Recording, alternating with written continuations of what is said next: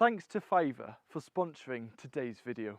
If you're looking for a way to improve the health of your soil, you need to know about cover crops. This video is an introduction to what they are, how they work, and how you can start implementing them in your garden to enjoy their benefits. Firstly, what is a cover crop? A cover crop, quite literally, is a crop that is grown to cover the soil. So it's not grown as an edible crop, but instead as a way to improve the soil structure and fertility for future crops that you're going to grow in that area to then eat later down the line. You might have also heard the term green manures. A green manure is simply a cover crop that is then cut and allowed to decompose and break down on the surface of the soil to add nutrients and organic matter. Now, in other cases, very often this is forked or dug in, but this is a no-dig garden. Another term that floats about in this world is living mulches. So a living mulch can be, an example here is this radish growing in between the rows of fennel. This radish is going to suppress weeds, and it's a crop that I can harvest, take the roots and leave the leaves back on the ground. And these leaves on the ground, yes, they're a green manure, but they become a residue mulch that helps to still protect the soil as they're breaking down and feed the crops either side. Now, I did just say that cover crops are not actually grown as an edible. Sometimes you actually end up growing cover crops that happen to be edible, and it means that you can enjoy the crop as a secondary benefit. But the key goal of a cover crop is about protecting the soil, not actually producing something to eat, because it's a long-term strategy to benefit your land. Let's explore some of the key benefits that cover crops can bring us. Now, I've already covered the idea of breaking down and adding organic matter to the soil. Cover crops do this in two ways. Not only if, say, you got the leaves and the stems, they're breaking down, adding that organic material, but also what you want to do is you want to cut the cover crops at the base to leave the roots in. And adding roots and keeping roots in the ground is one of the best ways to build up organic matter. And the more organic matter that your soil has, the better it's going to be at retaining moisture as well as improving drainage. Another benefit that cover crops offer is by having roots in the ground, you're helping to stabilise the soil, which reduces it from eroding and washing away, especially during heavy rainfall. And this is something to especially keep in mind kind of around this time of year when all of the crops start coming out of the beds. How are we going to stop heavy rainfall potentially eroding some of the soil? Well, cover crops is one of the answers. Cover crops are also excellent for suppressing weeds. So when there's bare ground in nature, plants grow really quickly, really rapidly, usually those annuals, those fast-growing plants, to protect the soil. It's a natural response. So if you have some bare ground, actually growing some cover crops on it, or any other crop that you want to grow or even eat, that is going to naturally outcompete and protect the soil from suddenly being overrun with weeds, and that's something we never really want to face in a garden. On top of suppressing weeds, cover crops also benefit soil microbes and soil biology.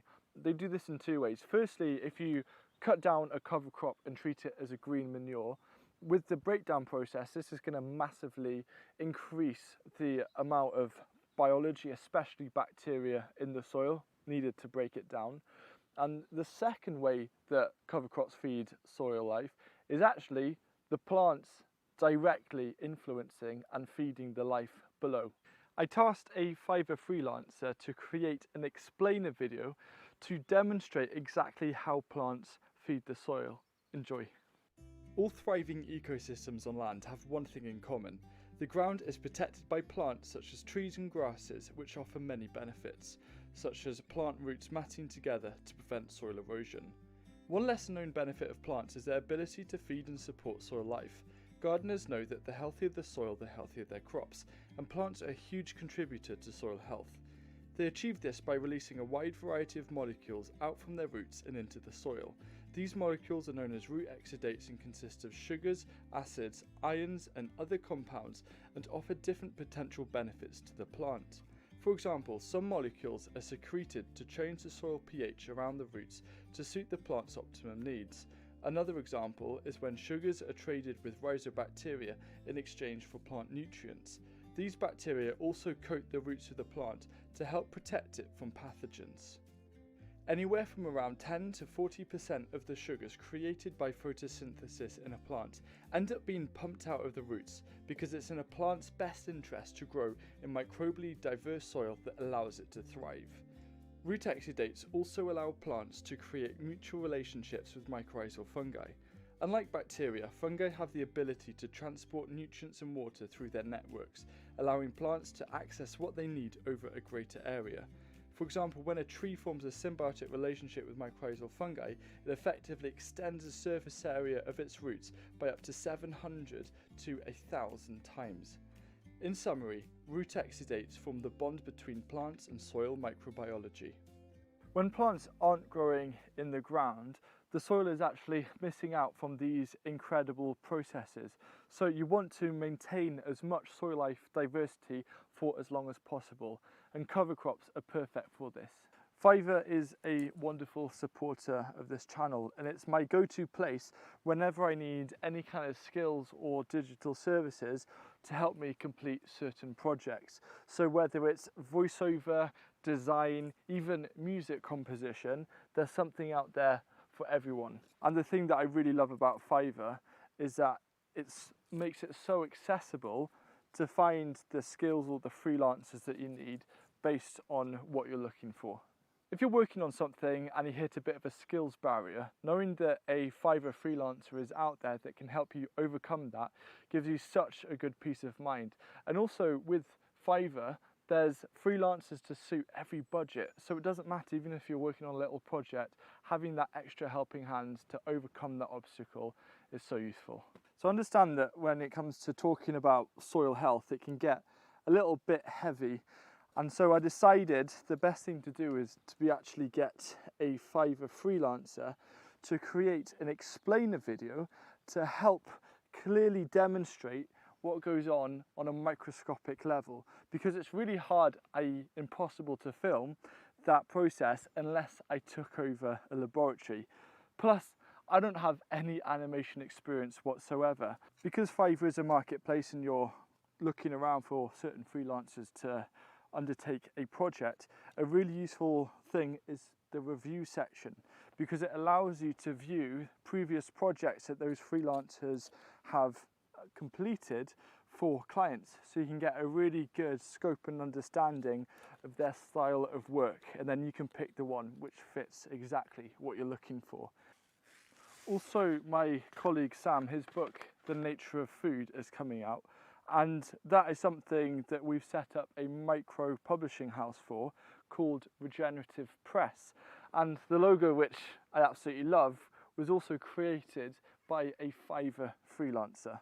So head to fiverr.co/HughesGarden to see the services available to you and get 10% off with the code HughesGarden. Here I've just planted around 50 garlic cloves, and because they're not going to appear for a good few months, I've broadcast sown and I'm just gently raking into the top of the surface some mustard seeds to act as a green manure, which I'll then cut down and let it mulch and break down and feed the future crops, whilst in the interim feeding the soil life. So now that we know some of the key advantages and benefits of cover crops, let's look at the key areas where you may want to consider utilising cover crops in your kitchen garden. So the first area is, let's just say, for example, you've harvested your new potatoes, but your cabbage or your kale plants aren't ready to go out for another 5 to 6 weeks. So the bed's going to be a little bit empty. What you can do is you can sow a fast growing cover crop, for example, buckwheat, during that time, just to occupy that space, and then cut it down and plant in between all the crop residue when your cabbage or your kale is ready to go out. Another instance that's really applicable to this time of year is come kind of September, October, you're harvesting a lot of your crops and it's a little bit too late in the season, at least in this climate, to plant something new or fresh if you want to eat it, or let alone survive the winter.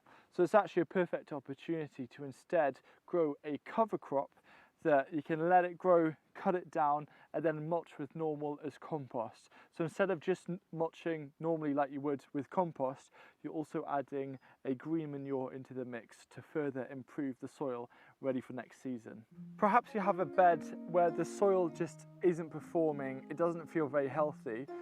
What you could do, and this could be a way to actually save compost, is instead of just adding loads of compost on, which can be quite expensive, you could instead take it out of production for a season and grow a series of cover crops to naturally build up the health of the soil, then put on a little bit of compost, and then the season after it should be a nice bed ready to start growing food in again. If you're growing a bit of a slower growing crop or something that might take a little bit of time to appear, for example potatoes or the garlic as shown earlier, what you can do is after you've planted, you can sow a cover crop that will protect all of that bare ground until the key crop that you're growing comes through and starts maturing. At that point, just chop down the cover crop, let it break down, and the maturing plant will then take over that space, and it's a nice way to suppress the weeds as well. Another potential opportunity is if you're growing taller crops, for example this kale or say sweet corn or tomatoes. What happens is that there's actually a space of bare ground in between each plant. So you can either grow a shade tolerant cover crop, or you can think about growing potentially, once they have started maturing, more of a shade tolerant edible leafy green instead, just to make the most of the space underneath. One benefit I haven't mentioned is you can also grow cover crops specifically to benefit pollinators and other beneficial insects. So buckwheat is one example. You can just grow it, let it flower, and then cut it down. Two others that spring to mind are also Phacelia and mustard. Yes, it might actually reduce their effect on improving the soil as much, but if you're wanting to help the pollinators and cover a bit of ground, think about how cover crops could come into that equation. There is another use of cover crops that I need to look into a little bit more, and it's called tillage cover crops. Now, don't get put off by the name. The idea is that if you've got hard, compact soil, you can grow certain things that can help break it apart. And I've seen benefits and some apprehensions of this, but I'll just show you an example here. This is daikon radish, and you can see the depth here, just how deep that taproot is going in to penetrate the soil and break it apart, adding air into the soil when you pull it out. So this is a potential thing to think about. If you've got really hard ground, what cover crops could you grow to help actually loosen the soil a little bit and also get something you can eat? Whilst there are so many uses of cover crops, there's one particular challenge that no-dig or no-till growers face, and that's the actual termination of cover crops. This buckwheat, yeah, it's gone maybe a little bit over, but I honestly don't mind too much. To terminate it, you just cut it at the base like so, and it's gonna just come and break down and die off. But there's a lot of cover crop varieties out there, such as, say, rye, where if you cut it down like this to terminate it, it's just going to keep on growing back. So there's a lot of great channels out there that give a lot of information. Some of the best cover crop videos are on the No-Till Growers channel, and there's two key ways of terminating crops on a no-till or no-dig setup. The first is, as I showed here, is cutting down at the base. The second is by crimping, so you're adding a weight and you're effectively squashing, and then it won't grow back. And then a lesser one is actually letting it get killed off by winter. For example, some winter peas, if it's a really cold winter, they'll then get killed off, die down on the surface. Whilst there is that challenge of terminating certain cover crops with no dig, there's a few types of cover crops that are specifically suited to a no-dig setup where you just chop or let them die back naturally. So the first is the legume family. This includes field beans and field peas, almost any spare peas that you have left over, and also vetch. What you do is you sow these and let these grow, and just before they start flowering, you cut them at the base, and they're going to fix nitrogen. However, I wouldn't recommend growing legumes in high quality soil because plants can be a bit lazy. If all the nutrients are already given to them, they don't need to fix nitrogen. So if you've got poor quality soil and you need nitrogen, that is where legumes would work really well. Next is buckwheat. This I'm growing for saving seed, but if you use it as a cover crop, it's usually ready to terminate around 35 to 40 days after sowing. So it's really, really quick to grow. And what it also does is it helps to make phosphorus and calcium more plant available for the next crop. And it's perfect for small spaces. Just a quick congratulations to the 2 winners for the Hughes Garden contest. I've sent an email to let you know, and for the rest of you who did enter but were unlucky this time, there's also a little something in an email for you as well. Phacelia, which I've got here, is another great cover crop. It's pretty good in terms of cold tolerance, especially for this kind of climate. Now, it's a high biomass plant, so if you're looking at adding a lot of organic matter, this is a perfect cover crop for that. And one of my favourite things about Phacelia is the benefits it offers for pollinators as well. Mustard is a fast-growing, high biomass cover crop that offers other benefits for pollinators. It's great at nutrient scavenging, and also because it grows so quickly and so densely, it's fantastic at reducing weed pressure. The element of cover crops that excites me the most as a gardener is their potential to save money and reduce costs in the garden. If my dependency is less on, say, compost, and cover crop seeds, when you get them from the right places, are extremely cheap, because usually they're sold in the tens or the hundreds of kilos, so we can capitalize on that opportunity as growers. So this is just the very start. I'm properly getting into the subject after this first season, but I just wanted to share some thoughts and introduce the subject as kind of succinctly as possible.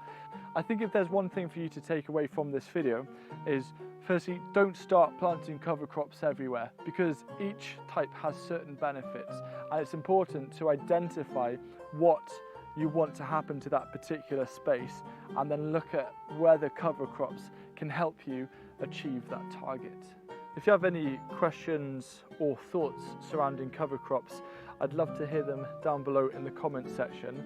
And also thanks again to Fiverr for sponsoring today's video. So be sure to check out the services available to you at fiverr.co/HughesGarden and enjoy 10% off with the code HughesGarden. And I'll see you again very soon.